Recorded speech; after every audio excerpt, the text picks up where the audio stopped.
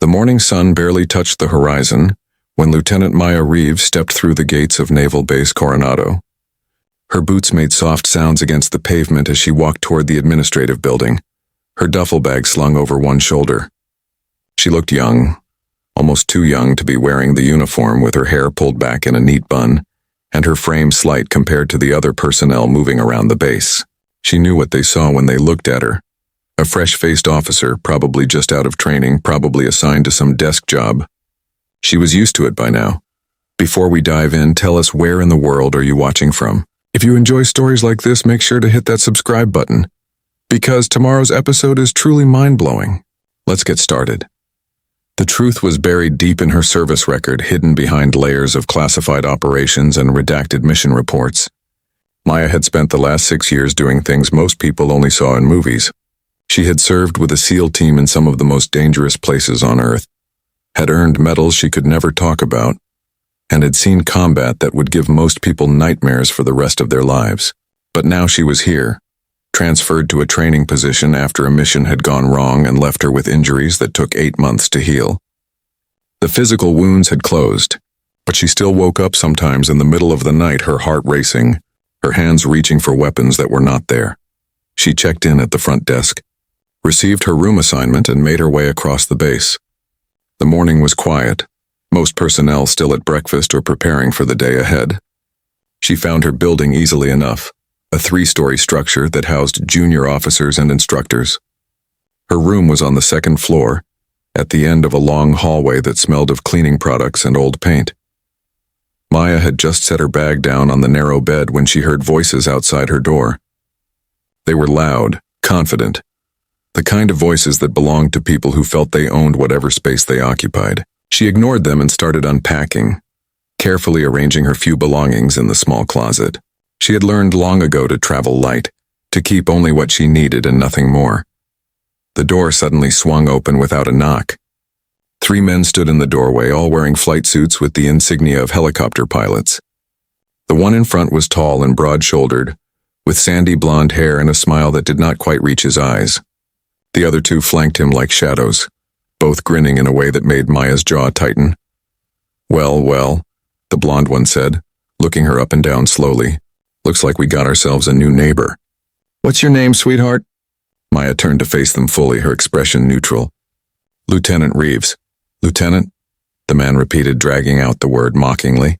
Hear that, guys? We got ourselves an officer. He stepped into the room without invitation, and the other 2 followed. I'm Carson. These are my buddies, Jenkins and Webb. We run the helicopter training program here. Been doing it for 3 years now. What about you? What brings a little thing like you to Coronado? I'm an instructor, Maya said simply. She did not elaborate. She never did unless she had to. Carson laughed, and the sound was sharp and unpleasant. Instructor? What do you teach? How to file paperwork. How to make coffee. Jenkins and Webb laughed along with him, the sound filling the small room. Maya felt something cold settle in her chest, that same feeling she used to get right before a mission went loud. But she kept her face calm, her voice even. I teach tactical combat operations. Tactical combat, Webb repeated, and he was laughing so hard he had to lean against the door frame. Did you hear that? She teaches tactical combat. What did you do before this, sweetheart? Guard duty at some supply depot? Something like that, Maya said. She turned back to her unpacking, hoping they would take the hint and leave. They did not. Carson moved closer, invading her space in a way that was clearly meant to intimidate. You know what I think? I think somebody made a mistake. I think you're supposed to be down in admin, pushing papers and answering phones. This is a serious base, you know. We train serious warriors here. No offense, but you don't exactly look like you could handle yourself in a real situation. Maya stopped what she was doing and looked up at him. Her eyes were dark and steady, and for just a moment something flickered in them that made Carson's smile falter. But then she looked away and the moment passed. I'll manage, she said quietly. I'm sure you will, Carson said, his confidence returning. But let me give you some advice, new girl. Stay in your lane. Don't try to act tough around here. The guys on this base have seen real action. They don't have time for people playing soldier. Maya did not respond. She simply went back to arranging her things, her movements careful and deliberate. After a few more attempts at getting a reaction from her, the three men finally left, their laughter echoing down the hallway. When the door closed behind them, Maya sat down on the edge of her bed and let out a slow breath. She had known this would happen. It always did. People looked at her and saw what they wanted to see. Someone small, someone young, someone who did not belong. They never looked deeper. They never wondered why her hands were so steady, why she moved with such economy of motion, why her eyes sometimes went distant and hard when she thought no one was watching. She finished unpacking in silence, then lay back on the bed and stared at the ceiling. Tomorrow she would start teaching. Tomorrow she would stand in front of a class of young SEALs in training and teach them the things she had learned in blood and fire and pain. But tonight she was just tired. Tired of proving herself. Tired of the assumptions. Tired of carrying secrets she could never share. The next morning arrived too quickly. Maya was up at 5:30 a.m., running on the beach before the sun had fully risen. The ocean was gray and choppy, and the sand was cold under her feet. She ran until her legs burned and her lungs ached, pushing herself the way she had learned to do years ago. Pain was just a signal, her old team leader used to say. You could acknowledge it and keep moving. She showered, dressed in her uniform, and made her way to the training center. The building was massive, filled with classrooms and simulation rooms and equipment that cost more than most people would earn in a lifetime. Maya found her assigned classroom easily enough, a large space with tiered seating and a digital screen that covered most of one wall. She arrived early, as she always did, and spent the time reviewing her lesson plan and making sure all the equipment worked. The students began arriving at 7:45 a.m. They came in groups, talking and laughing, all of them young and fit and confident. They were in the middle of their SEAL training, the ones who had made it through the initial screening and were now learning the specialized skills they would need in the field. Maya watched them file in, noting the way they moved, the way they interacted with each other. She could tell a lot about a person by how they carried themselves. When everyone was seated, Maya stepped to the front of the room. The conversation died down slowly as the students noticed her standing there. She saw the confusion on their faces, the questioning looks they exchanged with each other. They had been expecting someone different, someone bigger, someone more obviously dangerous. "Good morning," Maya said, her voice clear and carrying easily to the back of the room. "I'm Lieutenant Reeves. I'll be your instructor for tactical combat operations for the next 8 weeks. One of the students raised his hand. He was big, with the build of a football player and a face that still looked boyish despite his best efforts to appear tough. "Ma'am, no disrespect, but what's your background? Have you seen combat?" It was a fair question, and Maya did not take offense. "Yes," she said simply. The student waited for her to elaborate. When she did not, he tried again. "Where did you serve, ma'am?" "That's classified," Maya said. It was the truth, but she knew how it sounded.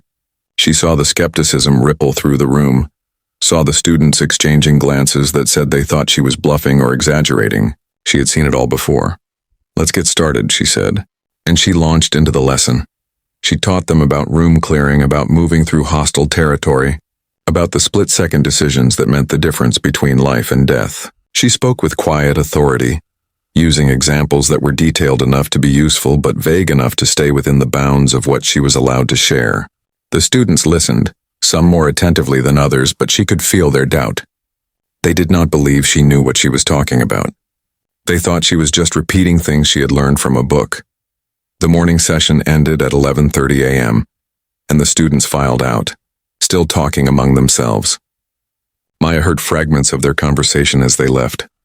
"I don't know, man. She seems pretty green to me.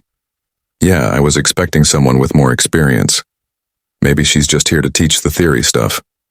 Maya let it roll off her. She had learned a long time ago that she could not control what people thought. She could only do her job and hope that eventually they would see the truth. She was gathering her materials when she heard the door open again. She looked up to see Carson standing there, Jenkins and Webb behind him as always. They looked like they had just come from a flight, their hair messy and their flight suits unzipped at the top. "How'd your first class go, teacher?" Carson asked, that same mocking smile on his face. "Fine," Maya said. She did not look up from what she was doing. "You know, I talked to some of the guys in your class," Carson continued, walking closer. "They said you seem a little out of your depth, Said you talk a good game, but they're not sure you've actually done any of the things you're teaching. Maya straightened up and looked at him. Is there something you need, or are you just here to waste my time? Carson's smile widened. Feisty, I like that. But here's the thing, sweetheart. This base has a reputation. We train the best of the best here. If word gets out that we've got instructors who don't know what they're doing, that hurts all of us. So maybe you should think about requesting a transfer. Go somewhere where the standards aren't quite so high. I'll keep that in mind, Maya said flatly. I'm serious, Carson said, and now his voice had lost some of its mocking tone. You're going to get exposed eventually. These guys are smart. They're going to figure out that you're full of it, and then what? You'll just embarrass yourself in the Navy. Maya set down the tablet she had been holding and turned to face him fully. Are you done? Not quite, Carson said. See, there's a training exercise tomorrow afternoon, 3:00 p.m. We're running a combat scenario in the simulation building. It's usually just for the students, but I think you should participate. Show everyone what you've got, unless you're scared. Maya considered him for a long moment. She knew what he was doing. He was trying to set her up, to put her in a situation where she would fail publicly and prove all his assumptions right. She could refuse, claim she had other duties, but that would only make things worse. The rumors would spread that she had backed down, that she was afraid. I'll be there, she said. Carson's grin returned, wide and triumphant. Great. We'll see you tomorrow then. Try to get some rest tonight. You're going to need it. He left with his friends, their laughter following them down the hallway. Maya stood alone in the empty classroom, her mind already running through scenarios and possibilities. She knew this was going to be more than just a training exercise. Carson was going to stack the deck against her, make it as difficult as possible, hoping she would break under the pressure. He had no idea what he was setting in motion. That night, Maya lay in her bed and stared at the ceiling again, but this time her mind was sharp and focused. She thought about the simulation building, about the layout and the equipment they would use. She thought about the different scenarios they might run, and how she would respond to each one. She had done this hundreds of times before, in training and in the real world. The difference was that tomorrow she would have an audience. Tomorrow people would be watching. She slept fitfully, her dreams filled with the familiar sounds of gunfire and explosions, the weight of combat gear, the feeling of adrenaline flooding her system. She woke at 4:30 a.m., earlier than usual, and went for another run on the beach. The sky was still dark, and the ocean was a vast black emptiness beside her. She ran until her mind was clear and her body was loose and ready. The day passed slowly. She taught her classes, answered questions, tried to ignore the whispers and the skeptical looks. News of the afternoon's exercise had spread, and everyone seemed to know about it. She caught students and other personnel talking in hushed voices, placing bets on how badly she would do. By the time 3:00 p.m. arrived, it felt like half the base had found an excuse to be near the simulation building. Maya arrived 10 minutes early, wearing combat fatigues and boots. The simulation building was a massive structure filled with rooms and hallways that could be reconfigured to simulate different environments. It used non-lethal ammunition that still hurt if it hit you, and sensors tracked every shot fired and every hit taken. It was as close to real combat as you could get without actual bullets. Carson was already there, along with Jenkins and Webb.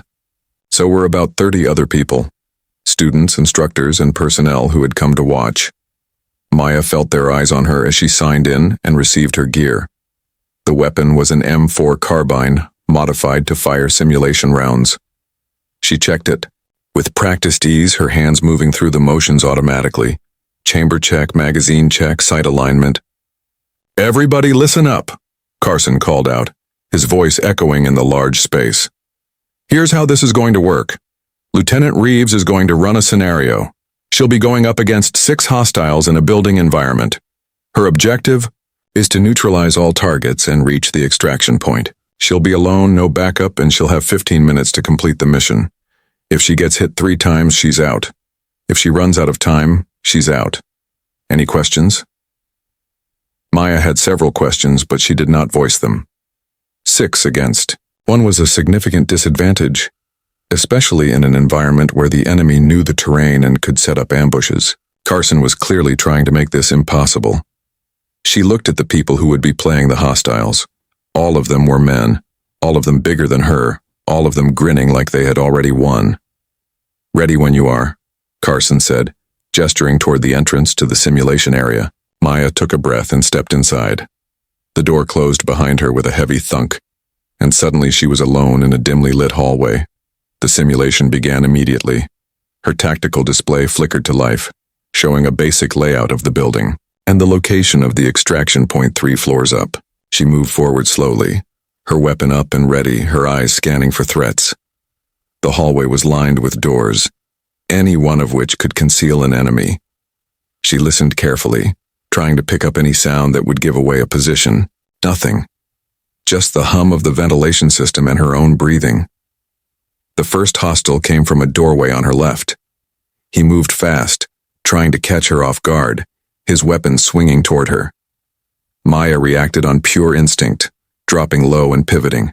She fired twice, both rounds hitting center mass. The hostile's sensor vest lit up red, and he swore loudly before stepping back into the room. 1 down.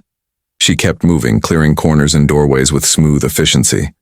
Her mind was calm, now locked into that focused state she had learned to access in combat. She was not thinking about the people watching or what they expected. She was just moving through the building, reading the terrain, anticipating threats. The second and third hostiles tried to ambush her from opposite directions at a stairwell. It was a good tactic, one that might have worked against someone less experienced.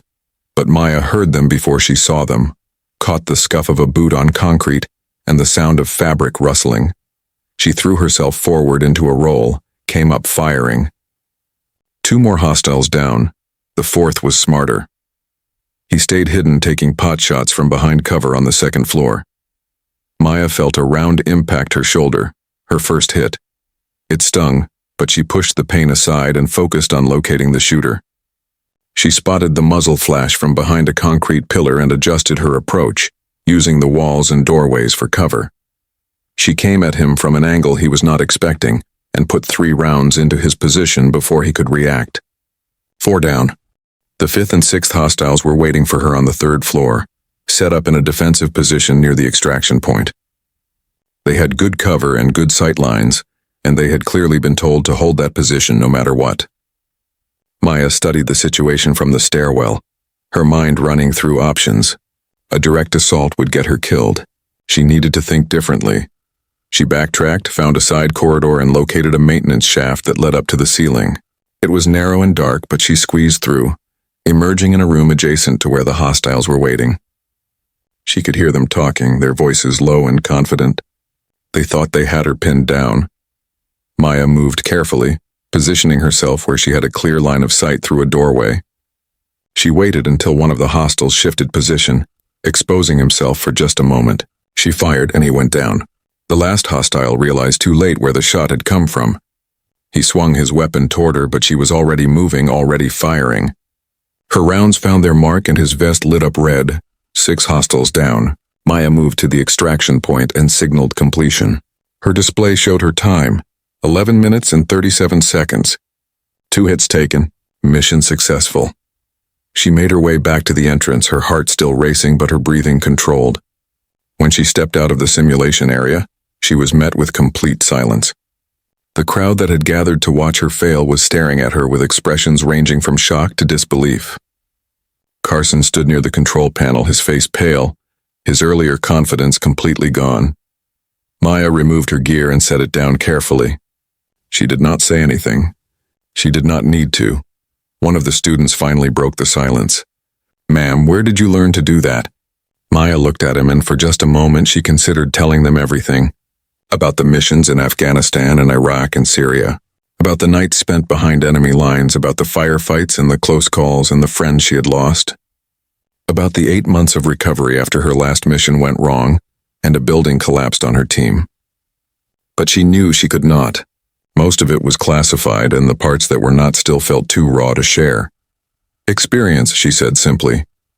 Carson found his voice, though it came out rough and uncertain. I mean, that was 6 against 1 is a difficult scenario, Maya said calmly, but I've faced worse odds in the real world. The key is to stay calm, use the terrain to your advantage, and never assume you know what your enemy will do. She turned to leave, but Carson called out to her. Wait, Maya stopped and looked back at him. Carson seemed to be struggling with something. Finally, he said, I looked you up after I challenged you yesterday. Called in some favors. Talked to people I know in special operations. Your file is almost completely redacted. But the little I could find, he trailed off, then tried again. You served with SEAL Team 7. You have a Bronze Star with Valor and a Purple Heart. You were part of the operation that extracted those hostages in Yemen 2 years ago. The room had gone completely silent again. Everyone was staring at Maya with new eyes, seeing her differently now. She felt exposed in a way that combat had never made her feel. Those medals, those operations, they were not things she talked about. They were not things she used to impress people or prove herself. They were just the evidence of choices she had made, of actions she had taken when there were no good options available. It's not important, Maya said quietly. Yes, it is, said the student who had asked where she learned to move like that. His voice was respectful now, almost reverent. Ma'am, we had no idea. We thought you thought I was just another officer who had never seen real action, Maya finished for him. I know, it's fine. You're not the first people to think that, and you won't be the last. Carson stepped forward, and when he spoke, his voice had lost all its earlier mockery. I owe you an apology. I was a complete jerk. I made assumptions about you based on nothing but my own ego. I'm sorry. Maya studied him for a long moment. She could see that he meant it, that the experience of watching her operate had genuinely changed his perspective. Apology accepted, she said finally. But let me give you some advice. Never judge someone's capabilities based on how they look. Some of the most dangerous people I've ever met would never stand out in a crowd. They don't need to advertise what they can do. They just do it when the moment requires it.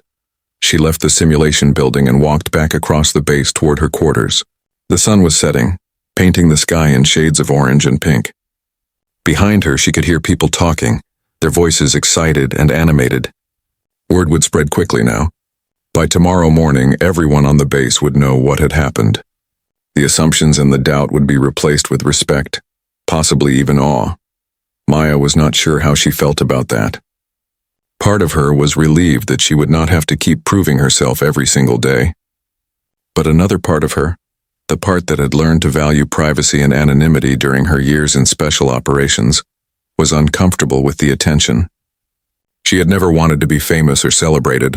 She had just wanted to serve, to use her skills to protect people who could not protect themselves. She reached her building and climbed the stairs to her room. Inside, everything was just as she had left it, neat, sparse, functional. She sat on the edge of her bed and let herself feel the exhaustion that she had been holding at bay all day. Her shoulder ached where the simulation round had hit it, and her legs were sore from the running and the constant movement. But these were familiar pains, the kind she had learned to live with.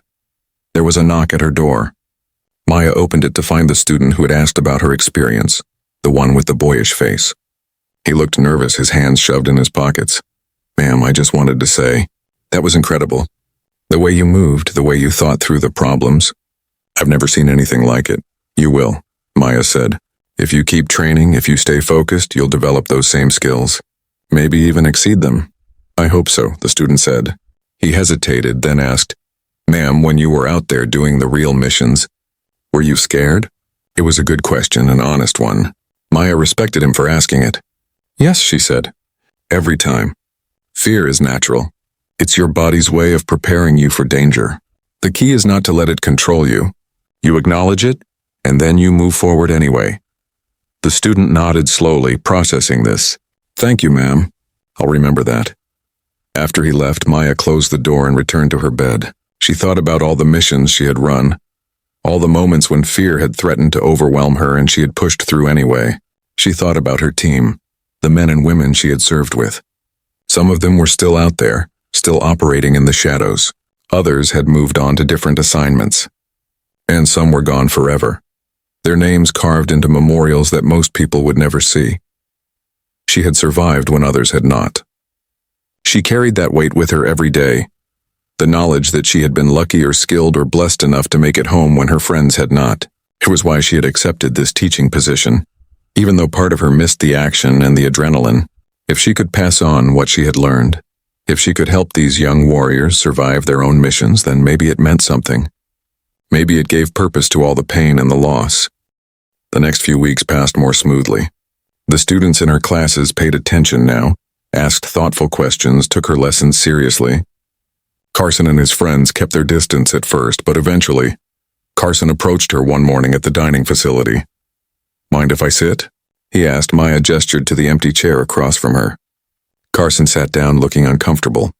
"I've been thinking about what you said, about not judging people by how they look. I realized I've been doing that my whole career, and it's probably cost me. Made me miss out on learning from people who had a lot to teach." "It's a common mistake," Maya said. "We all make assumptions. The important thing is to recognize them and adjust." Carson nodded. "Listen, some of us instructors get together on Friday evenings, have a beer, talk shop. You should join us. I think people would like to hear your stories. The ones you're allowed to tell anyway." Maya considered it. She had always been a private person, uncomfortable with social situations that required her to make small talk or be the center of attention.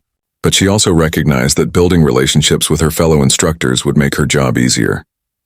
And maybe, just maybe, it would help her feel a little less isolated. "I'll think about it," she said. "That's all I ask," Carson replied. He stood up to leave, then paused. "By the way, I talked to the base commander about setting up more realistic training scenarios, using some of the techniques you demonstrated. He's interested, wants to meet with you next week to discuss it." After Carson left, Maya sat alone with her coffee and looked out the windows at the base beyond. The sun was bright, the sky clear and blue. Young sailors and soldiers moved about their duties, unaware of the threats that existed in the world, the dangers that people like Maya spent their lives confronting. She had signed up to protect them, to stand between them and the darkness. It was not glamorous work, and it was rarely appreciated, but it was necessary. She finished her coffee and stood up, ready to face another day of teaching, of passing on the lessons written in blood and experience. The assumptions and the doubt had faded, replaced by respect and curiosity. But Maya knew that respect could be just as heavy as doubt. Now people expected things from her, looked to her as an example. She would have to live up to that expectation every single day. It was, she reflected, not so different from combat after all. Every day was a test. Every decision mattered, and you never knew when the next challenge would come, only that it would come eventually and you would have to be ready. Maya walked back to the training center, her pace steady and purposeful. She had classes to teach, students to mentor, knowledge to pass on. The past was behind her, full of classified missions and painful memories. The future was uncertain, as it always was. But the present was here now, and it required her full attention. She had learned long ago that the present was the only moment you could truly control, the only moment where your actions could make a difference. And so she would keep moving forward, keep teaching, keep serving, not because she needed recognition or praise, but because it was who she was. It was what she had chosen to be all those years ago when she first put on the uniform. A protector, a warrior, a guardian standing watch in the darkness, so that others could sleep peacefully in the light.